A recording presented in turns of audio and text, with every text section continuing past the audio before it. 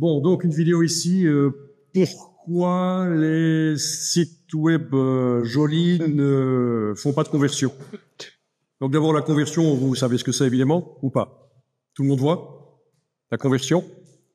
Donc c'est le fait que le client qui visite le site bien passe à l'action, soit il s'inscrit en tant qu'utilisateur, soit il explore, mais l'ultime conversion c'est qu'il achète quelque chose évidemment. Voilà, donc c'est pour ça qu'on vous explique ici, c'est contre-intuitif, on pourrait penser, oui, vous faites des sites web hyper modernes, graphiques, intéressants, avec du parallaxe scrolling, avec plein de choses, avec des icônes qui bougent, du call to action, le CTA, vous connaissez le CTA, le call to action, donc c'est inciter les gens à cliquer, notamment avec des icônes qui bougent, des icônes animées, donc tout ça, ça ne fonctionne pas nécessairement. Sauf, et c'est ce qu'il va dire dans la vidéo, si les gens, pour des sites web comme le site de Apple par exemple, parce que les gens viennent et ils savent déjà qu'ils veulent acheter, donc le fait que ce soit graphique et qu'il y ait des choses animées, etc., ce n'est pas un frein. Mais donc voilà, je voulais vous montrer ça parce que ça me paraît assez intéressant. Vous avez vu le site web qu'il proposait en tant que site web qui fonctionne, le site web moche. Il a même été jusqu'à utiliser la police Comic Sans. La police Comic Sans qui normalement est bannie, qui est vraiment la police ver de terre de Microsoft, donc en forme de ver de terre, qu'on n'utilise jamais. À moins, voilà, on laisse ça aux petites associations qui savent pas ce qu'elles font au niveau communication. Mais là, il a montré un site web qui, d'après lui, fonctionnerait mieux qu'un site web avec un beau design. D'accord, là il dit de faire un test AB. Est-ce que quelqu'un ici voit ce que ce sont les tests AB? Ça a plusieurs possibilités. Ouais, c'est en marketing, ça vient du marketing. Quand on met au point un produit, on peut utiliser donc un panel d'utilisateurs type qui sont susceptibles d'être intéressés par le produit. On leur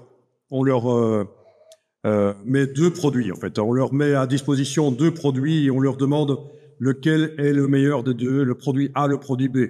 Mais sauf que ça marche pas très bien quand on fait ça. Les gens ne savent pas souvent bien décider, et ils tergiversent. Et donc en réalité c'est un peu plus complexe que ça. Les tests AB, on fait deux groupes expérimentaux. Un groupe qui va recevoir le produit A, un groupe qui va recevoir le produit B. On teste leur réaction à chacun et puis on voit par statistique quel est le produit qui remporte le meilleur engouement. Voilà. Donc les tests AB, c'est ça. C'est plutôt que d'essayer de se triturer la tête à essayer de trouver le produit parfait, mais faisons des tests. On a deux versions du même produit, du même site web, du même design, et on teste pour voir lequel est le meilleur. Dernièrement, YouTube a mis au point quelque chose de similaire. Vous voyez de quoi je veux parler? Ils ont mis quelque chose de vraiment très similaire au test AB pour voir qu'est-ce qui emporte le mieux. Non, pas les shorts, non. C'est quelque chose d'assez récent, ça date d'il y a moins de 6 mois, c'est en 2024. Des vidéos qu'on nous propose? Non, c'est pas ça. C'est vraiment un truc que vous êtes passé à côté, apparemment. Pas sur YouTube. Vous n'êtes pas sur YouTube. Pourtant, c'est une plateforme qui va devenir... C'est pas chose, mais c'est normal. Ah, pour communiquer, non. Ah non, vous n'aimez pas, c'est Yvel. C'est ça? Vous n'aimez pas? C'est pas que je n'aime pas, je ne pense pas. Vous savez que ça va remplacer la TV, ça devient vraiment très très gros, ça va remplacer... C'est tendu. Ah ouais. Meta propose dans mes publications Facebook, par exemple, de ces deux publications, ça a été sur aussi AB et comme ça, c'est la clé. Voilà, mais c'est ça sur YouTube. En fait, ce sont les miniatures. Les miniatures, créer des miniatures. Donc, avant qu'on clique sur la vidéo, là, vous voyez la miniature, qui fait à peu près, dans sa taille maximale, je pense que ça doit être 400 pixels, mais c'est votre de mémoire, c'est peut-être pas exactement ça, mais la miniature qui peut coûter des milliers d'euros. Il y a des gens spécialisés dans la création de miniatures pour les influenceurs. Les influenceurs peuvent payer quelqu'un 1000, 2000, 4000 euros pour créer une miniature qui va amener du clic. Eh bien, maintenant, YouTube propose de tester différentes miniatures et de voir laquelle fonctionne le mieux. Voilà. Donc ça, c'est un peu du test AB. Voilà, avec des statistiques, des retours sur expérience. Voilà, il y a des statistiques. Donc, vous n'aviez jamais entendu parler de ça. Forcément, si vous vous intéressez pas extrêmement à YouTube, voilà. Donc ta fille de 12 ans est toujours sur YouTube. Ah, moi, j'ai 3 filles, elles sont aussi beaucoup sur YouTube. J'ai l'impression que c'était passé. Que c'est dépassé. Ah, mais non, ça se développe. Par contre, quelque chose, un tuto, ouais, je vais aller sur YouTube, c'est sûr. Il y a TikTok qui, évidemment, est la grande application pour l'instant, mais YouTube, avec ses shorts, c'est un peu planté, mais pour des vidéos plus longues, ça reste intéressant. Mais c'est vrai qu'on a dit que ça allait péricliter, que ça allait être moins intéressant, que ça allait être concurrencé, mais apparemment, ça rebondit bien. Ça rebondit bien, ça va vraiment remplacer beaucoup de chaînes de TV. Ça fait des années qu'on le dit, mais la télévision traditionnelle linéaire, hein, comme on dit linéaire. Oui, vous comprenez le terme linéaire, le média linéaire. Tout le monde voit. Faites bien de le dire quand vous ne voyez pas. Un média linéaire, ça veut dire que c'est un flux continu et vous n'avez pas le choix d'aller en arrière, de choisir ce que vous voulez regarder. C'est sur la chaîne. Hein. Vous regardez une chaîne, vous n'avez pas le choix de regarder autre chose que ce que la chaîne propose. C'est linéaire. Voilà. C'est ça qu'on appelle un média linéaire. Donc tout ce qui est média linéaire. Mais là aussi, il faut tempérer parce qu'apparemment les jeunes regardent quand même encore la télévision de manière assez surprenante. Donc très intéressant et applicable à tout ce qui concerne le graphisme et la communication. La surcharge cognitive, en anglais le cognitive overload. Donc le fait que les gens ont, comme il le dit, une capacité réduite à traiter beaucoup d'informations et donc quand il y en a trop, c'est contre-productif.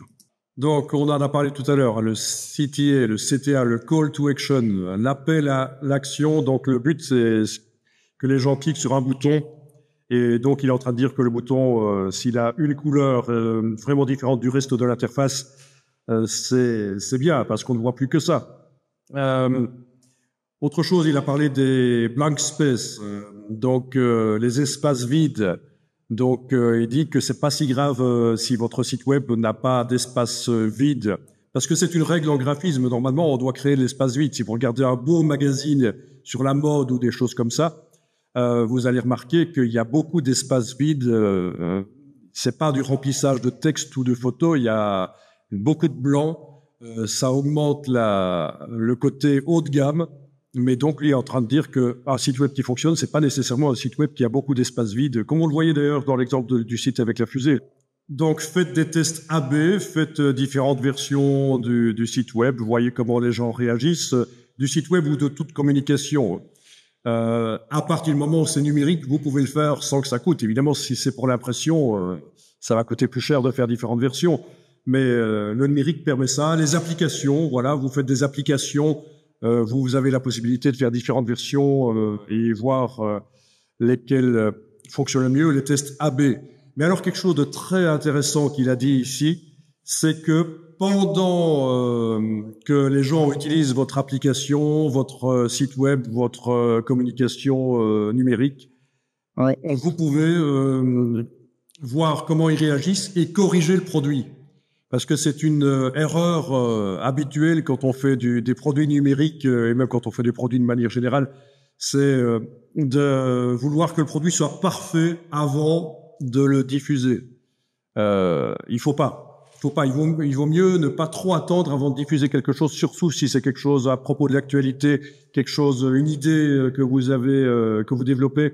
Il vaut mieux être le premier à la sortir. Même si le produit numérique ne fonctionne pas de manière nickel. Alors bien sûr, si on parle d'un vrai produit dans la vraie vie, un batteur de blanc d'œuf en neige, s'il fonctionne pas super bien, ça va poser un problème. Mais le numérique, les applications, vous pouvez faire des tests et corriger. Donc surtout, n'attendez pas que ce soit parfait. Utilisez les utilisateurs pour avoir du feedback et corriger le produit au fur et à mesure. Je ne sais pas si vous avez déjà entendu parler de cette méthode.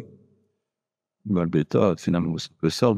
On fait une version bêta. C'est une version bêta, oui, en quelque sorte. Mais sauf que la version bêta, en principe, elle est limitée au niveau du nombre d'utilisateurs qui y touchent. Tandis que là, on parle vraiment du produit qui est utilisé par tout le monde. Donc, ça peut être pour plein de choses, produits numériques que vous faites. Le numérique permet de corriger en cours de route, donc n'hésitez pas. Donc, il dit d'éviter les animations qui vont de haut en bas parce que le regard doit aller de gauche à droite vers le call to action. Il a parlé aussi, si vous voulez absolument mettre des animations, mettez-les dans le haut de la page. Donc, voilà, pour venir en support de la communication qui se trouve en dessous, mais l'animation n'est pas l'élément principal. Ça, c'est très intéressant. Il va montrer un site web qui est destiné à des décideurs dans un hôpital. Donc, pas à des clients, pas au personnel, mais aux dirigeants. Et vous allez voir que le site web est assez peu ergonomique, il est très chargé, donc beaucoup d'informations pour convaincre de passer à un système informatique nouveau. Voilà, donc avez-vous des remarques, questions, interrogations philosophiques? J'espère que ceci, vous avez trouvé quelque chose d'intéressant là-dedans. Pour moi, je pense que c'est intéressant, parce que ça, c'est transposable à beaucoup de communications par le visuel. Ouais. Pas de questions? Ok.